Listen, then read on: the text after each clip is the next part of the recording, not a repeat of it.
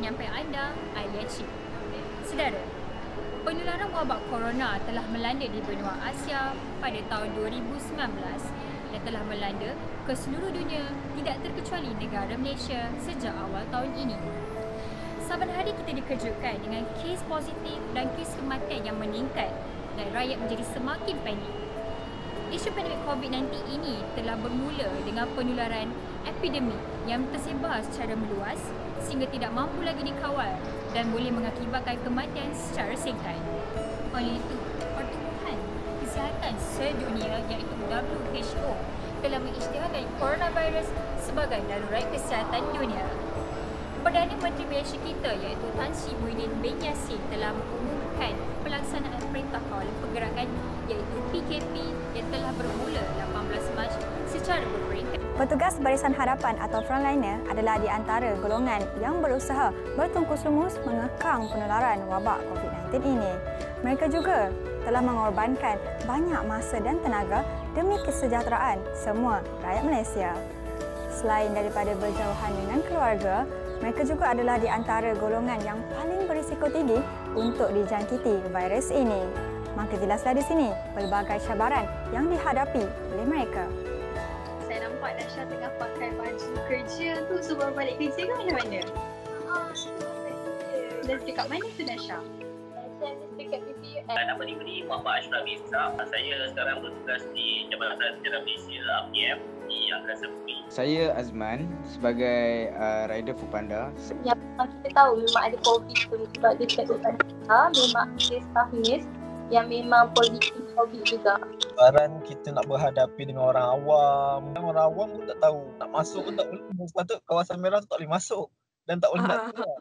Kadang-kadang pada orang luar nak masuk dalam macam hantar makanan ke apa. Tak boleh.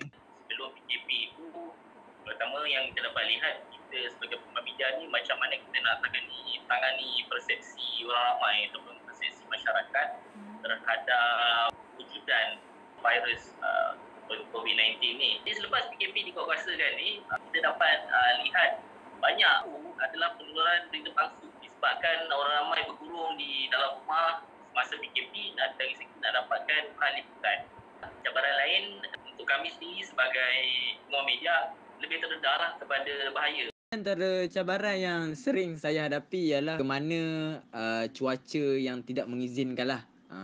Yang saya maksudkan ialah hujan lah. Kadang-kadang alamat customer ni kita susah nak detect kalau dia bagi salah alamat. Dari segi positif side, pendapat saya orang ramai ni lebih terlihat lah dia menghargai petugas Barisan Harapan. Kesiapan Raya Nasha macam masa malam raya tu Nasha kerja malam. Jadi kesiapan raya apa-apa cuma pagi raya tu ada akak-akak semua dia bawa makanan lah, rendang macam tu. Benda tu tak penting pun bagi saya lah. Bukan raya ke apa ke tak penting. Yang penting kita sebagai anggota kita kena tunaikan tanggungjawab kita sebagai anggota lah. Lepas raya saya kira sedikit berbeza lah berbanding tahun-tahun sebelum ni kan sebab kita dalam tempoh PKP. Tahun ni tak ada raya meriah sangat pun sebab tahun ni saya simple-simple je. Sebab saya raya pun bekerja macam biasa. Ketika anda mengeluh kerana terkurung di rumah dan tidak dapat menjalankan aktiviti harian seperti biasa, ingatlah bahawa para petugas Barisan Hadapan berharap agar dapat pulang ke rumah dan meluangkan masa bersama keluarga tersayang. Perintah Kawalan Pergerakan serta pandemik yang melanda negara kita telah memberi impak yang sangat besar kepada semua rakyat. Golongan peniaga kecil turut tidak dapat lari daripada terkena tempias ini. Sumber pendapatan mereka turut terjejas berikutan kebanyakan premis perniagaan terpaksa ditutup sementara sepanjang PKP dilaksanakan. Nama Umi Nur Hidayah binti Zainal. Umi berniaga kedai makan. Nama saya Muhammad Syafiq bin Rahimi. Saya berniaga di Pasar Malam. Cabaran pertama kali COD je lah. Memang Umi letih sangat rasa sebab tak pernah kita nak pergi hantar rumah sebuah kan. Masa bulan puasa tu selalu kita niaga kat bazar, lauk banyak-banyak, masak banyak-banyak kan. Jadi tahun ni kita kena pilih menu yang sesuai untuk COD lah. Mana orang nak pilih menu senang, dan Umi nak masak senang, Umi nak hantar pun senang. Umi memang rehat lah.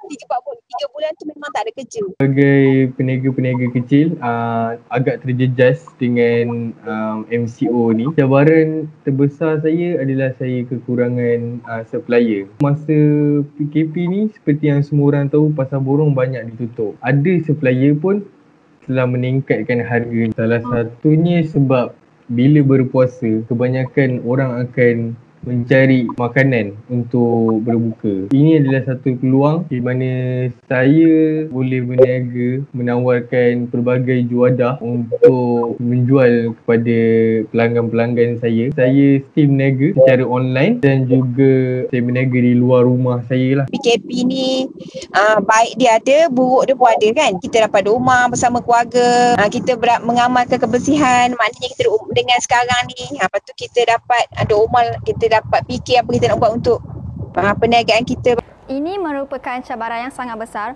buat para peniaga kerana itulah satu-satunya sumber pendapatan mereka.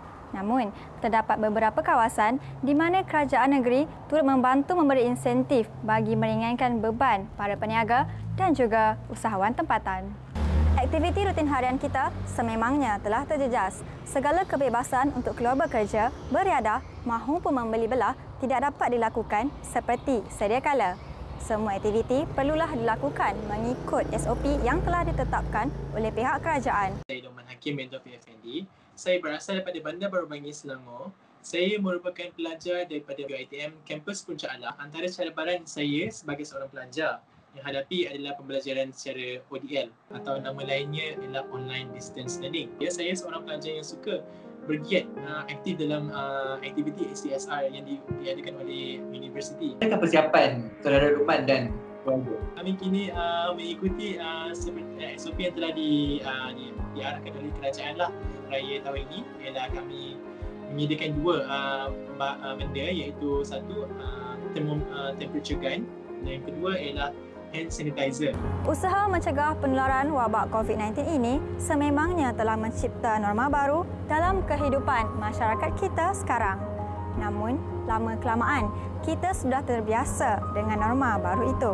Oleh itu, kita sebagai rakyat Malaysia perlu sentiasa cakna dan jangan pentingkan diri sendiri supaya negara kita bebas daripada COVID-19 ini. Okey, harapan Aisyah adalah supaya kita jaga kita. Maksudnya kita sama-sama hadapi COVID ni dengan kita kena terima juga dengan hati yang terbuka. Lagi satu, kita kena sentiasa cuci tangan, amalkan penjarakan sosial dan yang paling penting adalah kita stay at home. Dalam tempoh PKP ni kita kena susah pula.